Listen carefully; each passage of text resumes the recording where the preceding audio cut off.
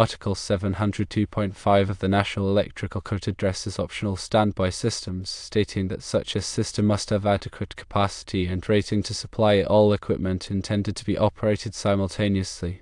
However, it also permits the user of the optional standby system to select the loads connected to it.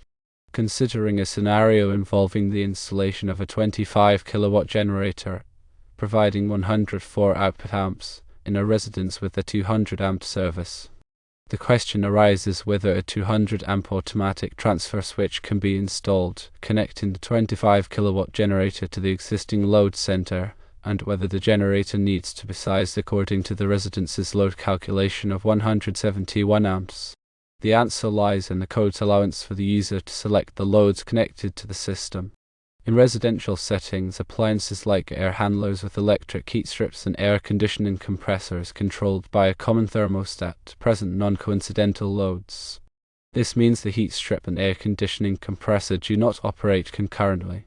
If the homeowner chooses not to connect the heat strips rated at 2 at 10 kilowatts each, the electric range rated at 12 kilowatts, and the electric water heater rated at 4.8 kilowatts to the generator, the 25 kilowatt standby generator should provide sufficient capacity to power the remaining essential equipment. In such a setup, a 200 amp automatic transfer switch can indeed be installed, connecting the 25 kilowatt generator to the existing load center. The generator does not necessarily need to be sized according to the residence's total load calculation of 171 amps, as the code provides for user selection of connected loads. The key point is that the generator must have adequate capacity and rating to supply all equipment intended to be used at one time. The local building department might require assurance that the generator is appropriately sized for the selected loads. The code supports the interpretation that the generator's capacity is sufficient if the homeowner elects not to connect the high-demand, non-essential loads. A 25 kilowatt generator producing 104 amps is connected to a 200 amp service. While the full load calculation is 171 amps, the generator does not have to meet this demand for several reasons. Firstly, Article 702.5 grants permission to select what load will be connected. Secondly, appliances such as air conditioning and heat strips never operate at the same time, therefore it is a waste to include them in total calculation. If the homeowner elects to exclude items such as heat strips which are 2 at 10 kilowatts each, a range rated at 12 kilowatts, and an electric water heater at 4.8 kilowatts, then the 25 kilowatt generator is big enough.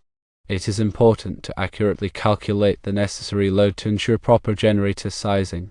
This involves identifying all essential appliances and devices that need to be powered during a power outage. Consult appliance nameplates to determine their wattage or amperage requirements.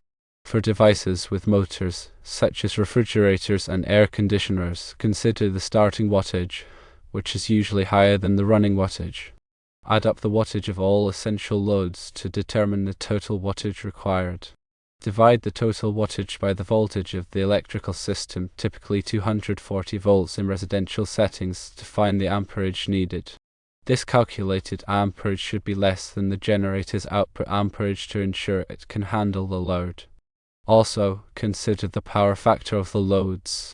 Power factor is the ratio of real power to apparent power in an electrical circuit and is expressed as a number between 0 and 1. A power factor of 1 means that all the power supplied is used to do work, while a power factor less than 1 indicates that some of the power is reactive and does not contribute to doing work. When sizing a generator, it's important to consider the power factor of the loads it will be supplying. If the loads have a low power factor, the generator will need to be larger to provide the same amount of real power. To calculate the apparent power, divide the real power by the power factor. For example, if a load requires 10 kilowatts of real power and has a power factor of 0.8, the apparent power is 10 kilowatts divided by 0.8, which equals 12.5 kilovolt amps. The generator should be sized to handle this apparent power. Many generators are rated in kilovolt amps rather than kilowatts. In this case, simply choose a generator with a kilovolt amp rating equal to or greater than the calculated apparent power. If the generator is rated in kilowatts, multiply the kilovolt amps by the power factor to find the equivalent kilowatt rating. For example, a 12.5 kilovolt amp load with a power factor of 0.8 requires a generator with a kilowatt rating of 12.5 kilovolt amps times 0.8, which equals 10 kilowatts. It's always better to slightly oversize the generator to provide a buffer for unexpected loads or future expansion. Also, consider factors such as altitude and temperature, as these can affect the generator's performance. In conclusion, while NEC Article 702.5 allows for user selection of connected loads, careful load calculation is essential for proper generator sizing. Always consult with a qualified electrician to ensure the generator is installed safely and correctly and that it meets all applicable codes and regulations. Automatic transfer switches play a crucial role in optional standby systems by seamlessly switching between utility power and generator power during an outage. Understanding how these switches work and their installation requirements is essential for a safe and reliable system. An automatic transfer switch, or ATS, is designed to automatically transfer the electrical load from a utility power source to a standby generator when a power outage occurs. When utility power is restored, the ATS automatically switches the load back to the utility. This ensures a continuous power supply to essential circuits without manual intervention. The ATS constantly monitors the utility power. When a power outage is detected, the ATS sends a start signal to the generator. Once the generator reaches the appropriate voltage and frequency, the ATS disconnects the utility power and connects the generator to the electrical load. When utility power is restored and remains stable for a set period, the ATS automatically transfers the load back to the utility and shuts down the generator. There are two main types of ATS, namely break before make and close transition. Break before make switches disconnect the load from one power source before connecting it to another, preventing any backfeeding or short circuits. This is the most common type used in residential and commercial applications. Closed transition switches, also known as make before break switches, briefly connect both power sources during the transfer. This ensures an uninterrupted power supply, which is critical for sensitive equipment. However, these switches require sophisticated synchronization and are typically used in larger, more complex systems. When selecting an ATS, it's crucial to choose one that is appropriately rated for the electrical system. The ATS must be able to handle the maximum current and voltage of the system. It should also be compatible with the type of generator being used. Consider the environmental conditions where the ATS will be installed. If it's in a damp or dusty environment, choose an ATS with a suitable enclosure rating to protect it from the elements. Automatic transfer switches must be installed by qualified electricians in accordance with the National Electrical Code and local regulations. Proper grounding and bonding are essential to prevent electrical hazards. Follow the manufacturer's instructions for installation and wiring. Ensure that the ATS is properly labeled to indicate its function and power sources. Regular maintenance is essential to ensure the ATS operates reliably. This includes inspecting the contacts, checking the wiring connections, and testing the transfer function. Keep the ATS enclosure clean and free from debris. Understanding automatic transfer switches is crucial for ensuring a safe and reliable optional standby system. Proper selection, installation, and maintenance are essential for continuous power supply during outages. Also, knowing the different types of loads is also very important. Coincidental and non-coincidental loads are two distinct categories of electrical loads that play a significant role in electrical system design and generator sizing. Understanding the differences between these loads is crucial for ensuring a reliable and efficient power supply. Coincidental loads are electrical loads that are likely to be used at the same time. These loads draw power simultaneously or have overlapping usage patterns. Examples of coincidental loads in a residential setting include lighting, refrigerators, computers, and televisions.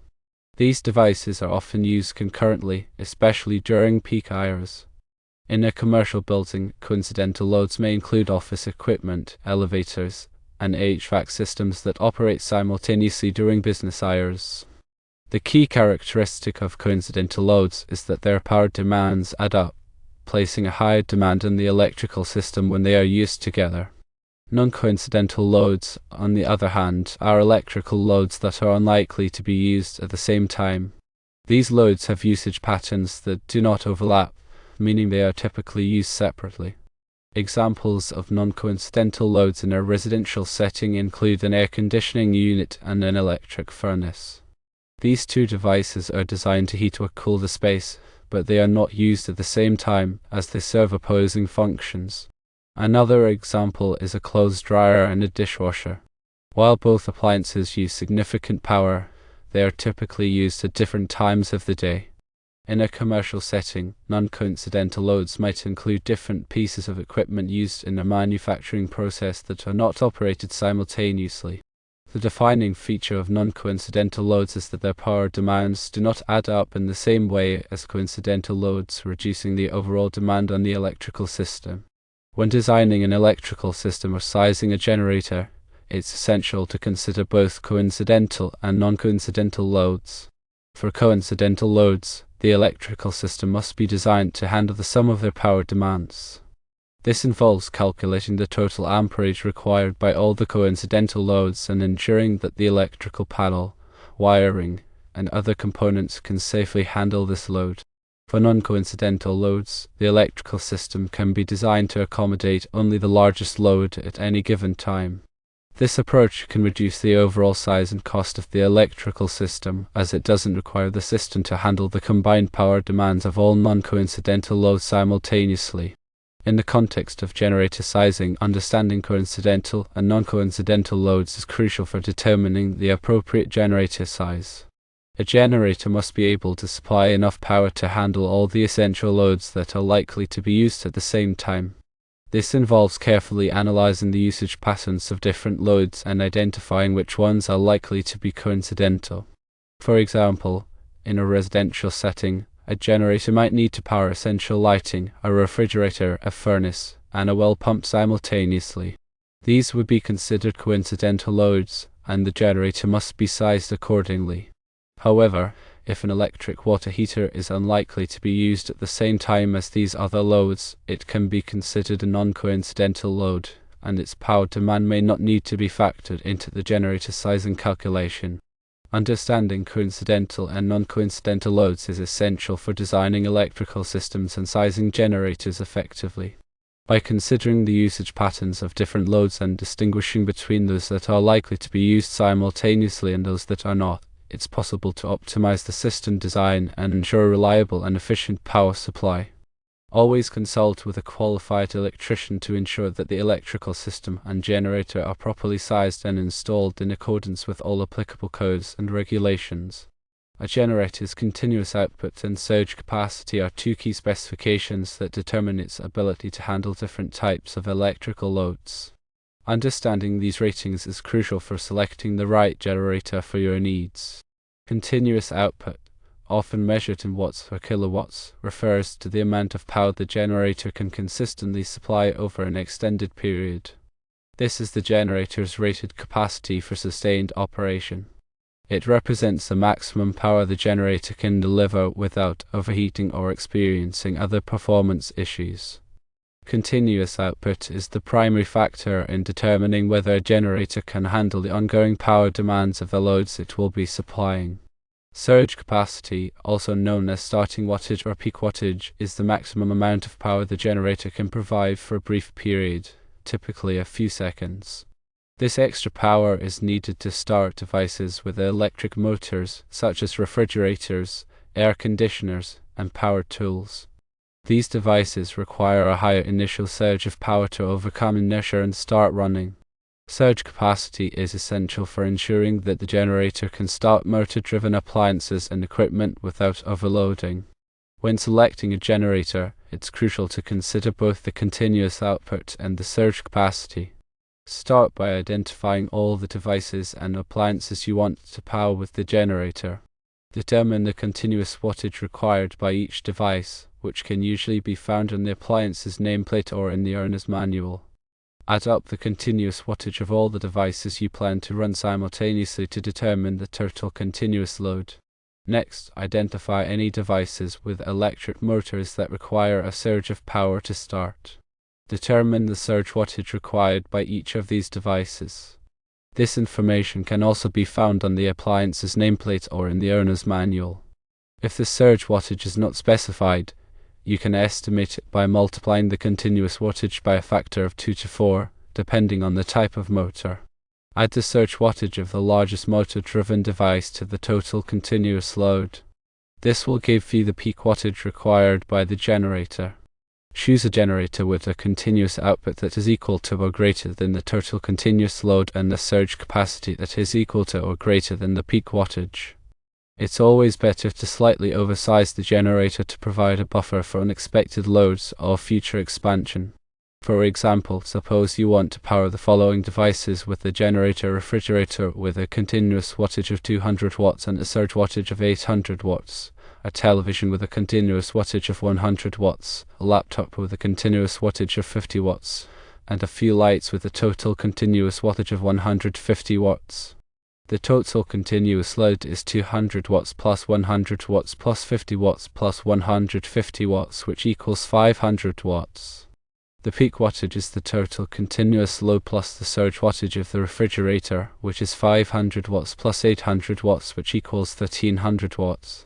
Choose a generator with a continuous output of at least 500 watts and a surge capacity of at least 1300 watts. In this case, a 2000 watt generator would be a good choice, as it provides ample power for both continuous and surge loads. Understanding continuous output and surge capacity is essential for selecting the right generator for your needs.